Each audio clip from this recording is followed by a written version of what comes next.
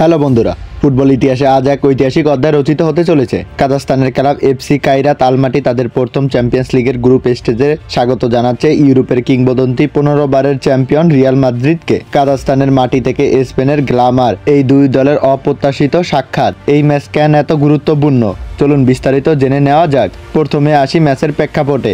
UEFA champions লিগের group পর্বের match day 2-তে Real Madrid গত সপ্তাহে মার্সাইয়ের বিরুদ্ধে দারুণ জয় পেল লস ব্লাঙ্কোসরা। সম্প্রতি মাদ্রিদ ডার্বিতে একটা বড় ধাক্কা খেয়েছে। ডিফেন্স ইনজুরির সমস্যা আর ডার্বির হারে হতাশা নিয়ে তাদের এই সুদীর কাজাখস্তান সফর। কোচ জাবি আলোনসো কি তার একাদশ পরিবর্তনে আনবেন? এমবাপ্পি, ভিনিসিয়াস, বেলিংহাম, আর্দা গুলারের উপরেই থাকবে মূল নজর। অন্যদিকে কাজাখস্তানের এই ক্লাবটি প্রথমবার চ্যাম্পিয়ন্স লিগের মূল পর্বে জায়গা করে নিয়েছে। প্রথম ম্যাচে স্পোর্টিং সিপির কাছে 4-1 গোলে হারলেও ঘরের মাঠে তারা যে কোনো দলকে চমকে দেওয়ার ক্ষমতা রাখে। বাছাই পর্বে কাইরাত কিন্তু সেল্টিক কককে হারিয়েছিল। তাদের ঘরোয়া ফুটবলের ফর্মও বেশ ভালো। সেন্ট্রাল এশিয়ার ফুটবলের জন্য এই ম্যাচটি এক গৌরবের মুহূর্ত। এই ম্যাচের গুরুত্বপূর্ণ দিক হলো দুই দলের কৌশলগত পার্থক্য। রিয়াল মাদ্রিদ 4-3-3 বা 4-2-3-1 পজিশনে খেলতে পারেন। রিয়াল মাদ্রিদ স্বভাবতই বল পজিশন ধরে রেখে খেলা শুরু করবে। তাদের প্রধান লক্ষ্য হবে কাইরাতের ডিফেন্সের ফাঁক খুঁজে নেওয়া।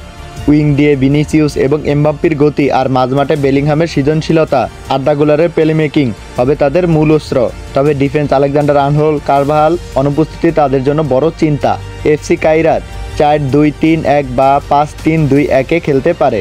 কাইরাত তাদের হোম গ্রাউন্ডে ওরতালিকা স্টেডিয়ামে রক্ষণের দৃঢ়তা বজায় রেখেই খেলবে। তাদের কৌশল হবে রিয়াল মাদ্রিদকে মাঝমাঠে বাধা দেওয়া এবং দ্রুত কাউন্টার অ্যাটাকে নির্ভর ফুটবল খেলা। ফরওয়ার্ডে দাস্তান সাদপাওয়াবের মতো দ্রুত গতির খেলোয়াড়রা সুযোগ পেলে রিয়ালের গোলকিপারকে পরীক্ষা নিতেও পারেন।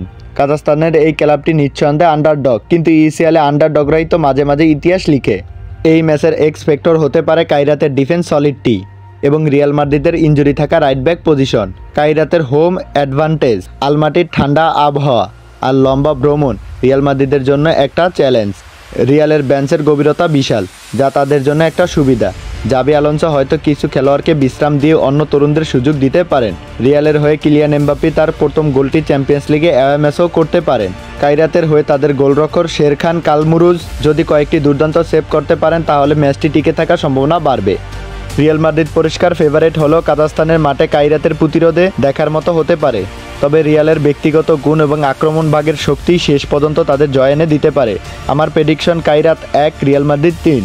তাহলে বন্ধুরা, সব মিলিয়ে এই ম্যাচটি চ্যাম্পিয়ন্স লিগের সেই পুরানো গল্প, যেখানে টাকা, ইতিহাস আর তারকাদের ভিড়ে ছোট দলটাও স্বপ্ন দেখে অসাধ্য সাধনের।